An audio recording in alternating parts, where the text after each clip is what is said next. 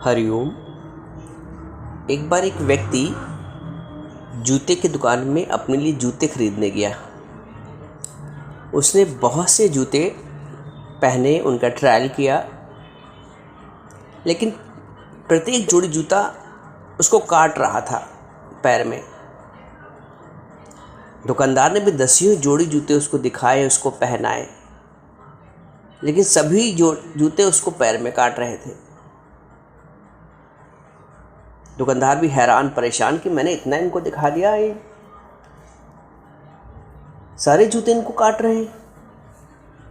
उसके मन में आया कि ज़रा उनका पैर तो देखूं, जो कस्टमर गए थे जूते पहनने। उसने कहा, बाबूजी अपना पैर दिखाइए। जब उसने उनका पैर देखा था, उनके पैर में एक छोटा सा कांटा चुभा हुआ था, फांस टाइप। बोला, धन्य हो, पैर में आपके कांटा चुभा हुआ है और जूते आप हमारे बार बार बदल रहे हैं। उसने उस कांटे को निकाल दिया, फिर जूता पहनाया, फिर नहीं काट रहा है। तो ये एक दृष्टांत है। ये दृष्टांत ये कहता है कि कमी, जो कांटा है, जो फांस है, वो हमारे अपने स्वभाव में है। हम दुनिया को बदलने का प्रयास करते हैं, हम घर वालों को बदलने का प्रयास करते हैं, जीवन भर बदलते ही रहते हैं। हर चीज काट रही है, हर चीज अनुकूल नहीं है, तो अंत भी जीवन का ऐसे हो जाता है, अतृप्ति से, असंतुष्टि से। क्योंकि वो जो कांटा अपने अंदर था, अपनी अहमता का, अपने स्वभाव का, स्वभाव हमारा दोषयुक्त है और हम कमियां दूसरों में देखते हैं। बिल्कुल सच बात है। आप यदि गहराई से चिंतन करोगे कभी अपने ऊपर, सच्चे बनकर, तो ये देखोगे कि सच में मेरा ही स्वभाव मुझे दुखी कर रहा है, मेरा ही स्वभाव मुझे दुखी कर रहा है। अगले व्यक्ति को इतनी क्षमता नहीं है। यदि हम चाहें तो हम नहीं दुखी हो सकते हैं, लेकिन क्योंकि हमारा स्वभाव ऐसा बना हुआ है, हमने स्वभाव को कभी भाव से वश ही नहीं किया। स्वभाव को भाव से वश करना हमें हमारा गुरु सिखाता है। अज्ञान की अवस्था में मन परेशान रहता है, चिंतित रहता है, डिप्रेस रहता है, कमियां निकालता है और नाखुश रहता है। मैं आपको अपनी बात बताऊं, जब 15-16 साल की उम्र होगी इस शरीर की, बहुत परेशान मैं रहता था, बहुत। अब छोटी सी उम्र में भी देखिए, ईश्वर की लीला, बहुत परेशान रहता था, जिसको आप डिप्रेशन भी कह सकते हैं। देखिए, कहीं अगर ज्वालामुखी फूटना होता है ना, तो वहां की जमीन पहले ही बुझबुझे उठाने लगती है आग के। कुछ ऐसे ही संकेत होगा, ईश्वर की लीला, ईश्वर की करुणा। तो बहुत परेशान रहता था। मेरे एक मित्र हैं, उनकी माताश्री, वो सत्संग जाती थी और मुझसे बहुत उनको लगाव था। उन्होंने देखा है इतना परेशान रहता है, तो एक दिन मेरे से बोली, सत्संग चलो मेरे साथ। मुझे सत्संग ले गई और मुझे वहां जाकर जैसे लगता कि मुझे उसी की प्यास थी। मुझे प्यास थी उसी की, सत्य की, सत्संग की, लेकिन मैं बाहर बहुत भटक रहा था, बहुत व्याकुल, बहुत परेशान, बहुत डिप्रेस रहता था। और इतनी छोटी सी उम्र में ज़्यादा कुछ पता भी नहीं होता था कि क्या हो सकता है, और ना कोई ऐसा बाहरी कारण था, लेकिन फिर भी समस्या थी तो उसका समाधान उस निराकार परमात्मा को करना था।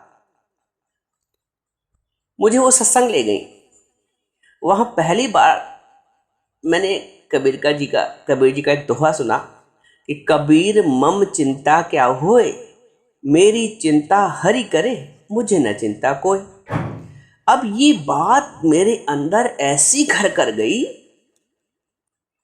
कि मैं अपने घर की आंगन में चारों ओर चक्कर काटने लगा और उछल उछल के यही गाने लगा, मम चिंता क्या होए, मेरी चिंता हरि करे, मुझे न चिंता कोई। कबीर मम चिंता क्या होए, मेरी चिंता हरि करे, मुझे न चिंता कोई, मुझे न चिंता कोई। ये भाव इतना ज्यादा घर कर गया कि जब मेरी चिंता करने वाला मेरा प्रभु बैठा है तो मैं की चिंता क्यों करूं। देखो भोलापन इसे कहते हैं, भोला ये भाव, जैसे मैं अक्सर बोलता हूं भोले भाव मिले रघुराई। ये रघुराई मिलने का तरीका होता है कि जब आपका मन भोला होता है। तो जब युवावस्था थी, सांसारिकता का इतना ज्ञान नहीं था, आसक्तियां इतनी नहीं थी, तो वो एक दोहा कि मम चिंता क्या हो, ये मुझको बहुत अच्छी तरह बैठ गया और मैं इतना हल्का हो गया इस बात से कि मम चिंता क्या होई, मेरी चिंता हरि करे, मुझे न चिंता कोई। इसे कहते हैं स्वभाव को भाव से वश करना। जैसे मैंने अभी आपको बताया, स्वभाव को भाव से आप पूछ सकते थे कैसे वश करें, तो ये देखो इस प्रभु ने उदाहरण दिया कि स्वभाव को, मेरा जो स्वभाव चिंता करने का था, डिप्रेशन का था, व्यग्रता का था, एक भाव उसको मिल गया कि मम चिंता क्या होए। आप भी अपने मन में बिठा लो इस बात को कि मम चिंता क्या होए, मेरी चिंता हरि करे, मुझे न चिंता कोई। इतना भरोसा, इतना पक्का विश्वास बिठा लो, इतना पक्का विश्वास बिठा लो। देखो लगन कहते हैं, लगन लगा लो राम से, राम तेरे दौड़े आएंगे, लगन लगा लो। तो ये हुआ स्वभाव को भाव से वश करना। आप भी, आप चाहो तो अभी भोले बन जाओ, अभी सब कुछ परमात्मा पे समर्पित कर दो, समर्पण कर दो, तेरा तुझको अर्पण कर दो। और अभी आपको जो मैं बोल रहा हूं, इस सत्संग से ही आप अपना जीवन बदल सकते हैं, आप अपनी चिंताएं मिटा सकते हैं, आप अपना स्वभाव चेंज कर सकते हैं। स्वभाव को समभाव दो, स्वभाव को समभाव दो कि है ही ईश्वर। कहते कोई बुरा नहीं है भले मन के वास्ते। यदि तुम्हें कोई बाहर से बुरा दिख भी रहा है और मान लो है भी, तुम क्या कर सकते हो। दादाजी हमारे कहते थे तेरा की, तुरंत अपने आप से कहो तेरा की, करने दो, जो करेंगे सो भरेंगे, तू क्यों भया उदास। कबीर तेरी कोठरी गलकटियन के पास, जो करेंगे सो भरेंगे, तू क्यों भया उदास। तो दूसरे की गलती, दूसरे के आचरण से तुम दुखी मत हो। तेरा की अपने आप से बोल दो, अपने आप से कहो तेरा की, मुझे क्या करना। मेरा गुरु कहता है मुझसे कि तेरा की, तुम भी अपने आप से कहो तेरा की। छूट जाओ, फारिग हो जाओ, बच जाओ उलझन से। उलझन देने के लिए ही सारा जमाना बैठा है, लेकिन तुमको उस उलझन से बचना है, क्योंकि तुमने गुरु किया है, तुमको गुरु की प्राप्ति हो गई, तुम्हें सत्संग की प्राप्ति हो गई, तुमको ये अनमोल वचन मिल रहे हैं। ये वचन, ये जो ब्रह्म ज्ञान की वचन है, ये तो अद्वैतवाद की वचन है, ये बड़े विरलों को सुनने को मिलते हैं।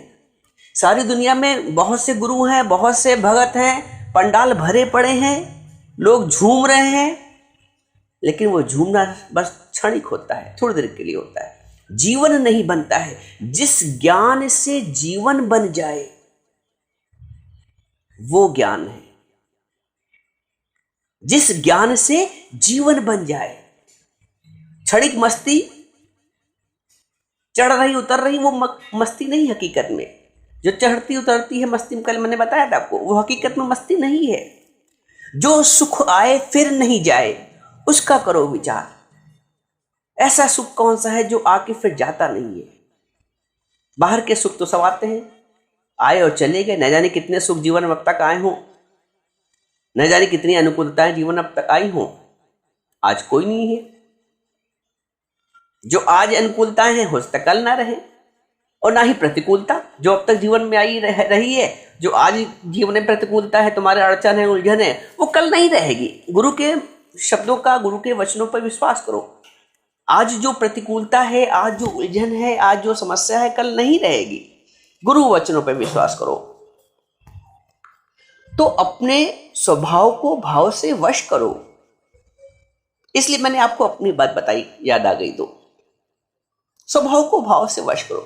किसी का स्वभाव बहुत घबराहट का होता है, थोड़ी थोड़ी बातों में घबराहट हो जाती है। नहीं भी आवश्यकता है घबराने की, फिर भी घबरा जाता है।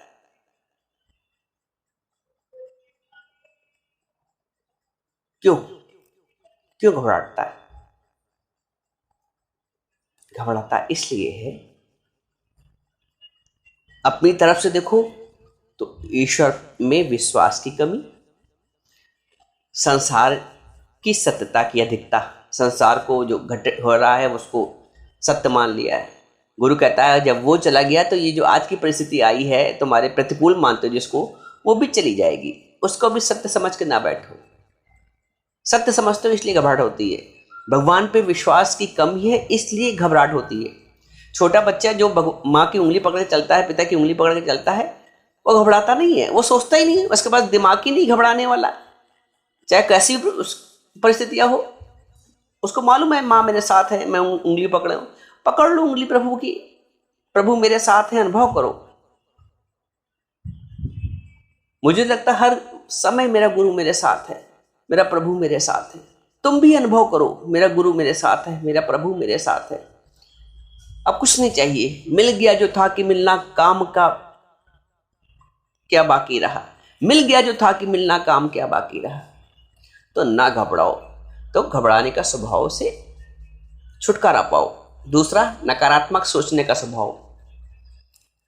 नहीं भी नकारात्मकता है उस स्थिति में, उस परिस्थिति में, उस व्यक्ति में, लेकिन तुम नकारात्मकता ढूंढ लेते हो जबरदस्ती, अपने आप को दुखी करने के लिए, अपने आप को टेंशन में लाने के लिए। तो नकारात्मक मत सोचो, सकारात्मक। साकार प्रभु है, जो निराकार है वो तुम्हारे सामने जो उल्टा चल रहा है वो साकार प्रभु है। तो सकारात्मक सोचो, नकारात्मकता के भाव से छुट्टी पाओ। कमियां निकालने का स्वभाव। कभी कभी किसी की आदत होती कमी निकालने की। सब कुछ अच्छा है, उनको एक कमी नजर आ जाएगी, एक बुराई पकड़ में आ जाएगी।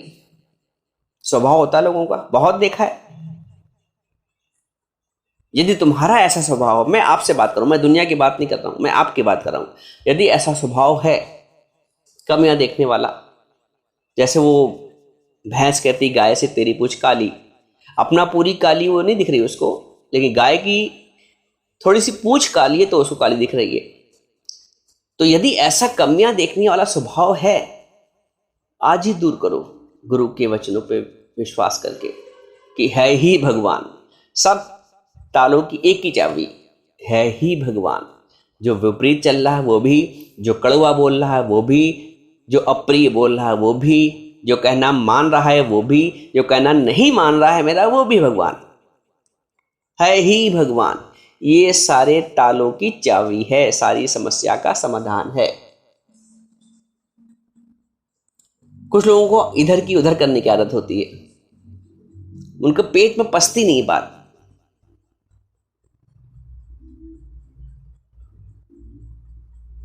मत करो बात इधर की उधर, इसकी बात उससे, उसकी बात उससे। ये अपराध है। हम अज्ञान में इन छोटी छोटी हरकतों को अपराध नहीं समझते, ये अपराध है, ये प्रभु का अपमान है, ये तुम्हारा स्वयं के प्रति अपराध है।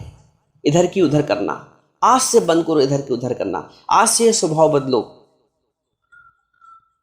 कुछ लोगों का स्वभाव होता है सेवा लेने का, दर बैठे मिल जाए।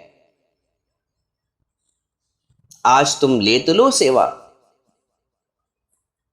कहीं जाते हो काम न करने का पड़े और बस सेवा सत्कार हो जाए।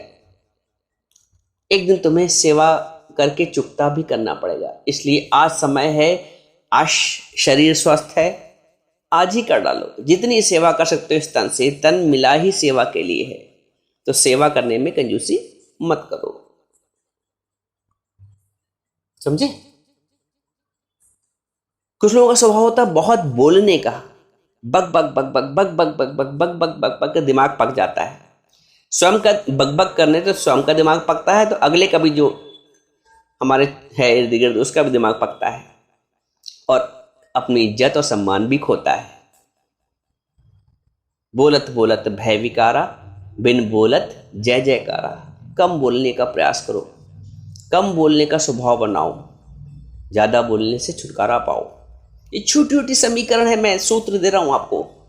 एक एक सूत्र को अप्लाई कर लो, लिख लो, कहीं नोट कर लो एक जगह। एक एक सूत्र को अपने जीवन में अप्लाई कर दो, देखो जीवन कितना सुखमय हो जाता है। ज्ञान यही है, ज्ञान यही है। तुम बाहर के कर्मकांड तो कर लेते हो, आसान होता है, क्योंकि कर्मकांड में मन तो मरता नहीं है, अहंकार तो मरता नहीं है, इंद्रियों का दमन तो होता नहीं है, वो आसान हो जाता है कर्मकांड करना। लेकिन स्वयं को मारना, अहंकार को, ये कठिन होता है। तो कठिन कार्य करो, कठिन कार्य करोगे तभी प्रभु की कक्षा में प्रवेश कर पाओगे। अपना स्वभाव बदलो, अपनी मति बदलो। नानक जी कहते हैं मति विच रतन जवाहर माणिक। मति विच, आपकी मति के बीच, आपके स्वभाव के बीच, मति विच रतन जवाहर माणिक। इसलिए स्वभाव को संभाव दो, समभाव, समत्व का भाव। स्वभाव को भाव से वश करो, जैसे मैंने बताया अभी, और निश्चिंत हो जाओ, मुक्त हो जाओ।